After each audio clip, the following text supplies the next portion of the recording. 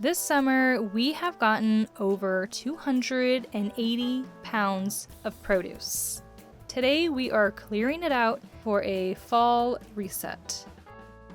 Come along with me as I tackle our jungle, and I will give you one of the biggest tips that I have learned this season.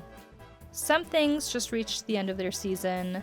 The zucchini stopped producing, the cosmos are all dried up, cucumbers are struggling along, and even my winter squash vine, they just kind of shriveled up. So I went in very carefully and slowly at first because I had no idea who has been living in here. It is moist and shady, it's been untouched for months, and this is like prime real estate for the desert. And while I was working on the zucchini, I heard this crazy buzzing, and I found 2 bees were trapped inside of a flower. So I did try to get it on camera for you, but it just didn't work out, but they flew away as soon as I opened it, so there's that. My husband and I decided that the best way to handle all of this plant matter was just to start a giant compost pile in the corner of the yard.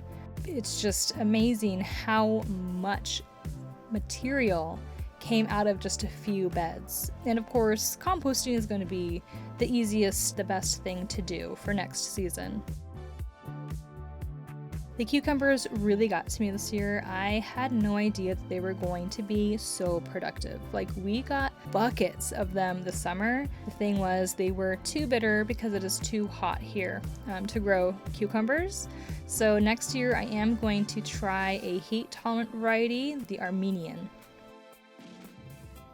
We did find a few hornworms in the tomatoes, which my kids absolutely loved checking out, especially to see how much they pooped. The good thing is my tomato hedge was so dense that they really didn't cause any damage to it. The cantaloupes were beautiful all summer long. They really took the heat like a champ. We only were able to eat one though, and it was small and delicious.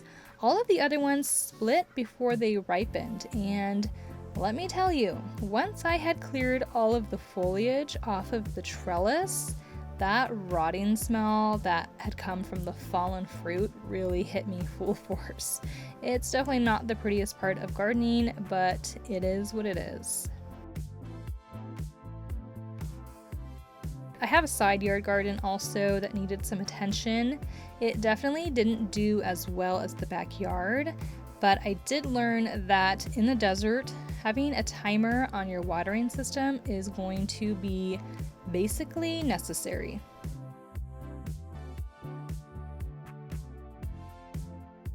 Here is the tip that I have found so valuable this year, and if you are doing raised beds, you really will find this useful.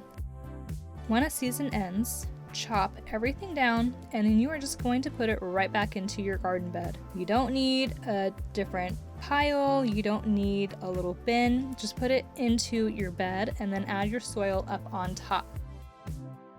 You're basically creating a whole compost pile inside your bed.